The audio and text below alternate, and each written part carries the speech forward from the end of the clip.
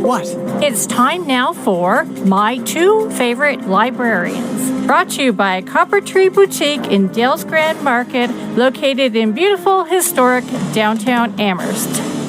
Hi, this is My Two Favorite Librarians. I'm Denise Corey. I'm Chantel Taylor, and today we're talking about books with social media. And just to let the public know that all Cumberland Public Libraries locations will be closed as a precaution to help limit the spread of COVID-19. Please remember that we have all kinds of online resources, including audiobooks, ebooks, and magazines. So, Pop Sugar prompt. Yes. I'm assuming when I did this that you meant not how to use Facebook, but fictional stories that contain social media as part of the plot. The prompt is a book involving social media, so you could probably take it any way that you wanted. So to let people know who may not have listened to us before, I am currently doing the Pop Sugar Reading Challenge, and they have 49 books. Last year it was 50. I don't know why it's 49. Kim says you're wrong. I counted them. I missed something maybe. So they have probably 50 books, 50 challenges that you need to fill with a book. And it's just a way of broadening out what you read. So one of the prompts this year is a book involving social media. And I've actually already filled that challenge because I read By Felipe by Alexandra Tweeten, which I mentioned a couple of weeks ago. It's about the delights of modern online dating. Yes. And how some people send you pictures of things that you don't want to see. It is actually based on Instagram account. Or is it a Twitter account? It's definitely on Instagram. It's based on. That's really disturbing that it's on a visual social media platform. Because not that they don't normally post the pictures, but they do post screen captures of messages that predominantly men's and predominantly to women that are terrible. So that's what I use to fill this prompt.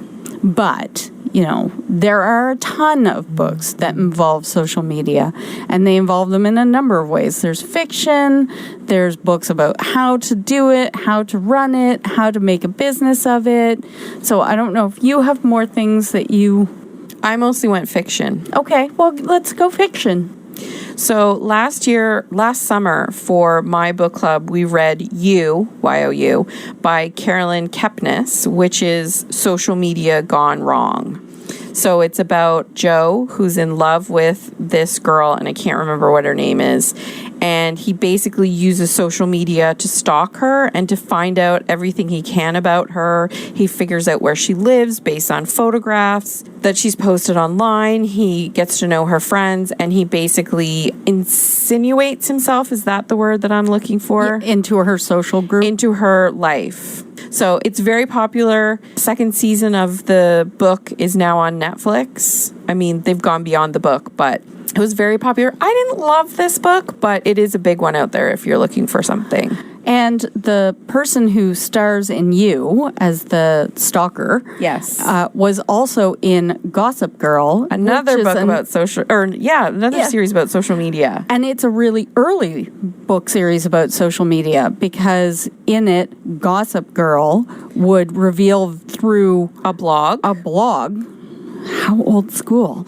All these secrets of socialites in New York City. Yes, good connection. Yeah. And then they made it into a TV show, and that guy starred as that. He was less creepy in Gossip Girl, although still a little bit creepy. Yeah.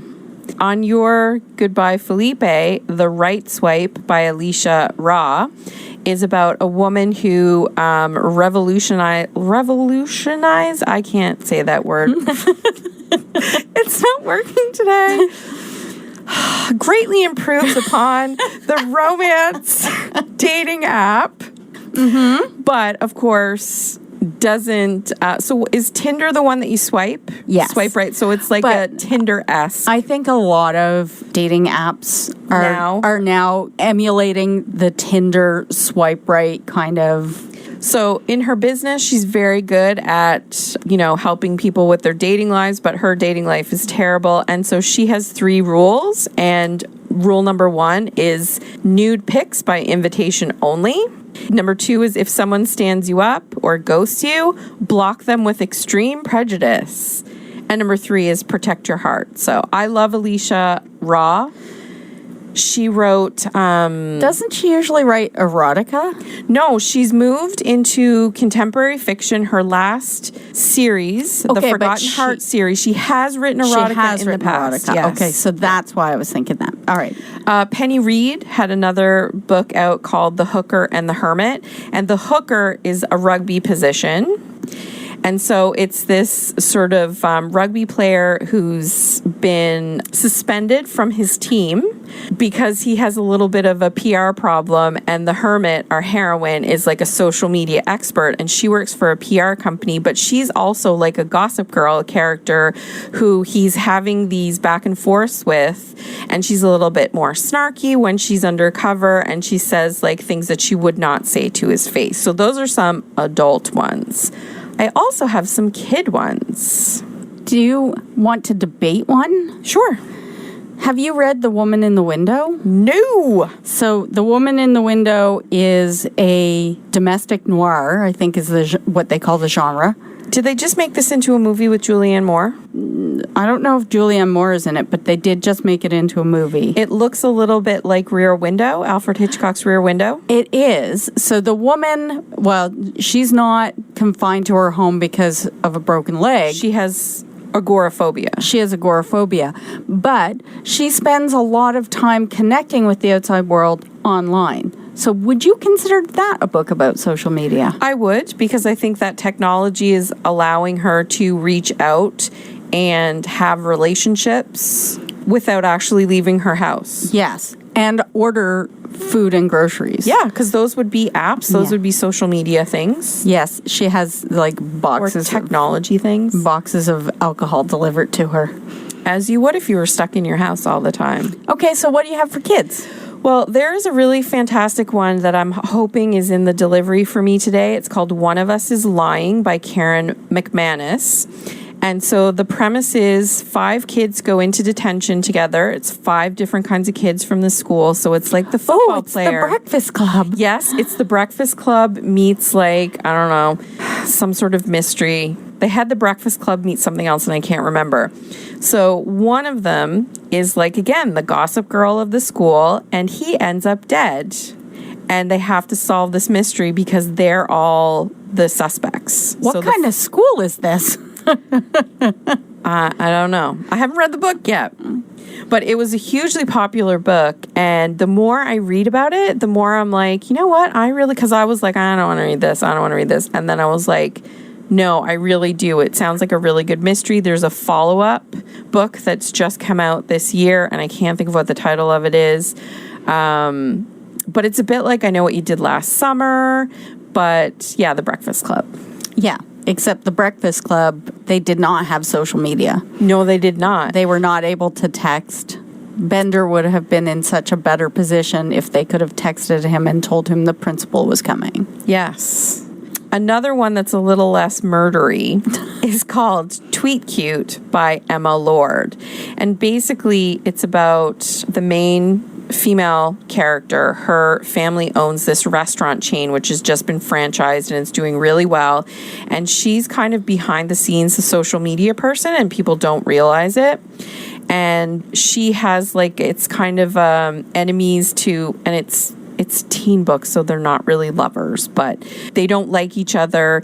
And the boy, the franchise that the girl owns, they steal his grandmother's grilled cheese sandwich recipe, and it becomes a big thing. And the social media war starts between these two people, only they don't realize it's the two of them who are doing it. So it's a bit like You've Got Mail.